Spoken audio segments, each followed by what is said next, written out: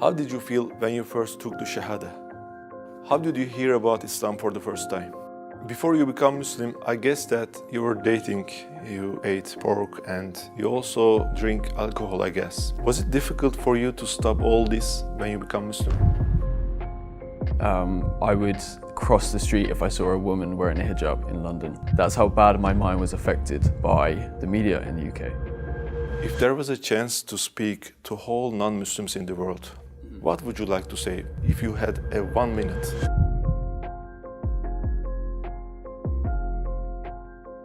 Who is Jay? Sure. I'm Jay, I'm from the UK. I'm 25 from a tiny town in the southwest of England. I'm a travel blogger and I share my journey of traveling all over the world on my YouTube channel.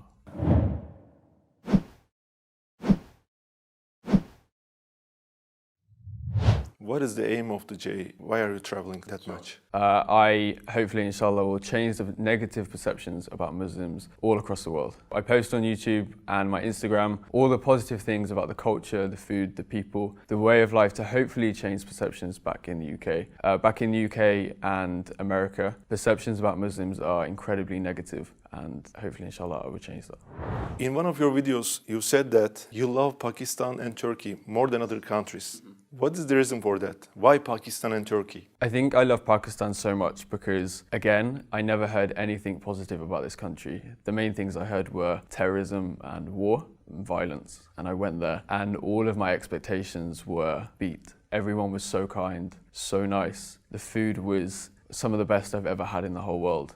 And I felt such genuine love from these people. And the same with Turkey. Those two countries are my favorite because of the people, the food and the culture. I could talk about the mosques. I love the mosques here. I feel incredible here. And I took my Shahada in the Süleymaniye Mosque in Istanbul. MashaAllah. So I think that's why I have such a connection to these two countries, especially Turkey, because Istanbul changed my life. It's where I took my Shahada. It's where I made the best decision of my life. Instead of eating cornflakes in United States or United Kingdom, Yes. you prefer to eat kebab in Turkey. Yes, I bet.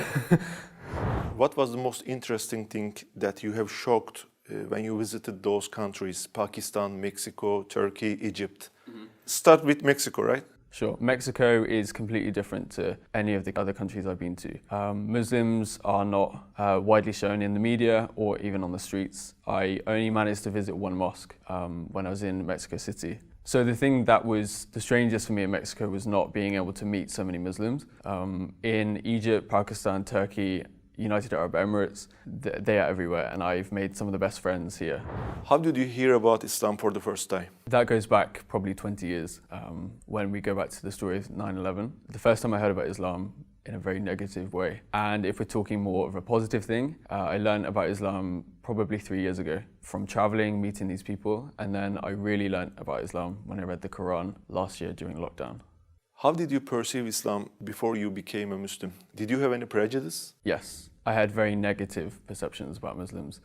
Especially, there was many attacks in the UK from extremists. And the media has a very good way of making that stereotype to 2 billion people when it's just a handful of bad people making those choices. I would cross the street if I saw a woman wearing a hijab in London. That's how bad my mind was affected by the media in the UK because I didn't give myself the opportunity to really learn what Islam was about. And thankfully over the past 3 years I've really learned and discovered exactly what Islam is, and that's the religion of peace. What was the thing that made you interested in Islam? Originally, it was meeting the people when I travelled. I rarely travelled to Muslim majority countries and I went to Istanbul, thankfully 4 years ago. And then I decided to actually go to Iraq in September 2019 and that completely changed my perceptions and made me want to research more about the positivity of Islam. I went to Iraq for the first time when I was 22, 23. So you met some good people who were Muslims? Yes. So you were interested in Islam? So I was interested and then I gave myself the time to really research and discover the true Islam away from the media in the UK. How did you feel when you first took the Shahada? The most immense sense of happiness and peace. And I don't think I've come to a point where I've been so happy and so alive. It was the best feeling in the world. So before I entered the mosque, I was an atheist. My life didn't have much meaning. I didn't believe there was a creator. I thought after death, that was it. And once I entered the mosque and I took the Shahada and I took those words and I said those words, I was so happy and I felt like my life went from black and white to color. It was the best feeling in the world. What was the reaction of the people around you? So happy. They were clapping, they were smiling. People inside the mosque were watching and they heard and they were clapping and were so happy for me. What was the reaction, especially your family, your mom, your dad, your sister, your brother? Thankfully, I have the most supportive family and supportive friends in the world. So I told my sister first, originally. So I actually opened Snapchat. I was currently in Istanbul and I just directly messaged my sister first. I said I became Muslim and her reaction was so good. She then FaceTimed me and showed her elated happiness for me. I just can't understand why she's doing this. It's not a good, positive thing for them because the image of Islam is not good for them, I think. It's not good. So what's the reason that she becomes happy? Because she's seen my work, she's seen who I've met and she's heard my stories. And now I've taught them not to realize that the media is wrong. Like, the media is so wrong. They've now learnt to take my videos, my stories and my ideas as the truth rather than the media. What about your mother, your dad? Yeah, so my dad actually left when I was 1. He moved to Australia, so I haven't actually had contact with him. He doesn't know to this day. But my mum, I called her and I told her over the phone. I actually made a video about that and her reaction. It took me 3 times to actually call her and for her to pick up, and my nerves were... You couldn't say. I was struggling so hard, but I told her, and her exact words were something along the lines of, I'm smiling like a Cheshire cat, and Cheshire cats are very much known to be always happy, always chirpy, always funny, and that was her exact words actually, I'm smiling like a Cheshire cat. And from that day onwards, I have never had a bad word said. I've never had a bad idea said about Islam to me, and I'm very grateful that my friends and family were so happy and are still with me to this day, because it would have made my journey a lot harder if I didn't have them by my side with me. In Islam, we have to pray, we have to fast during Ramadan, and we have some other things. Did any of them seem difficult to you before you become Muslim? Yes, they all seemed incredibly overwhelming. Especially as in the UK before I became a Muslim, I was on this journey alone. During lockdown, I couldn't see anyone, I couldn't practice with anyone. It was very difficult. Still to this day, I still get overwhelmed. But now, thankfully, after a lot of practice, a lot of work, I've got to the point where I can do anything with ease. How did you make that research from internet? Which videos, which speakers? Many YouTube videos, many stories that I've met from the people on the streets, and actually reading the Quran itself. Can I ask this question? If it's private, just pass it. Your family are atheists, so you're Muslim. What do you feel about them? Are you praying that they become Muslim someday? Are you telling the truths of Islam to them? Of course I am. Every single day I'm talking to my family.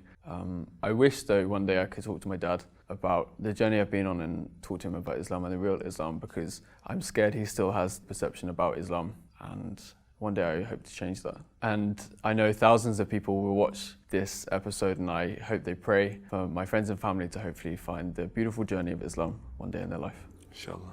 Before you become Muslim, I guess that you were dating, you ate pork, and you also drink alcohol, I guess. Was it difficult for you to stop all this when you become Muslim? So firstly, pork, I haven't eaten for a very long time, probably since I was 10. So that was not an issue, and I definitely don't miss it. Dating, I haven't had a girlfriend since I was 17. So dating for me doesn't work. Also, I don't have the time when I'm traveling. So even if I wanted to do it, I couldn't. And alcohol, I stopped drinking alcohol in 2019, so the year before I even became Muslim. What was the reason that you stopped drinking alcohol? I drank a lot at university. At university in the UK, it's very much a student culture to drink almost every day, have parties and celebrate. Reading one text paper. But yeah, I stopped after because it's not a healthy lifestyle. So I was also vegetarian for a year and a half actually, and thankfully I discovered halal meat, which I'm so thankful for, especially here in Turkey. The food is incredible.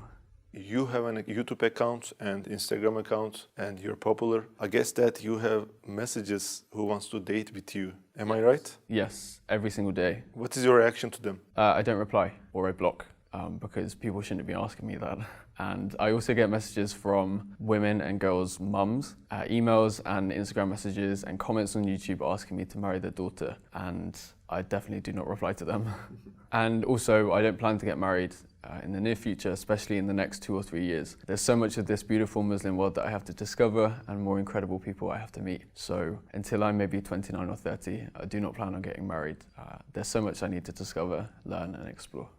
Why didn't you stay as an atheist and need to do some research about Islam? Sure. I'm a very inquisitive person. I think that's why I travel and that's why I want to learn. I had time and I studied international journalism for my master's degree, and I learned about the media and how they were completely wrong about Islam, and of course I took my inquisitiveness. So I've always been a very inquisitive person, someone always eager to learn about cultures, people, language all around the world. And during the coronavirus pandemic, I had a lot of time and I decided to put that time to good use and discover what makes the people I meet so kind, so loving and so peaceful. And that all came back to Islam. And that's when I decided to read the Quran, watch YouTube videos, learn more about Prophet Muhammad, peace be upon him, and everyone else. And it's been amazing. Who is Muhammad alayhi salatu wasalam for you?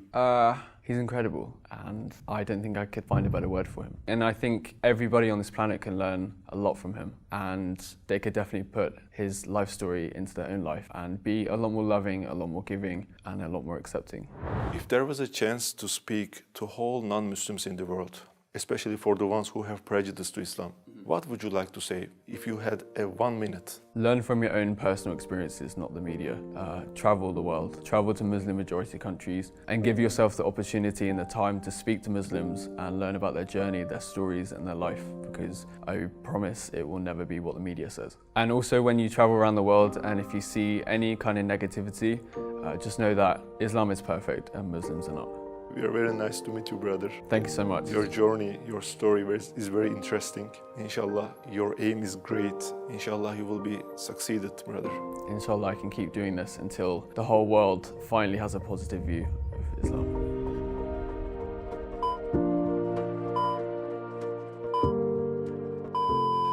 Let's come to the hardest question that will make you sweaty.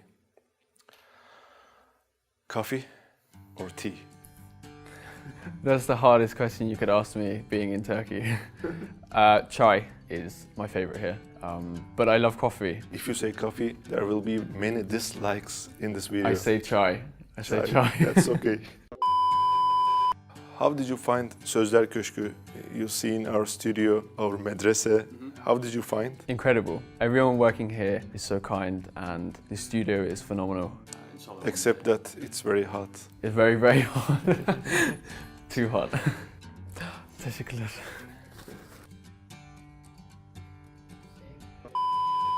What would you recommend to new Muslims or the people? Sorry.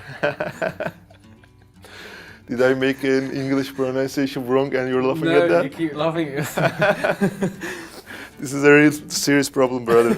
You will understand me when you got married. Yeah.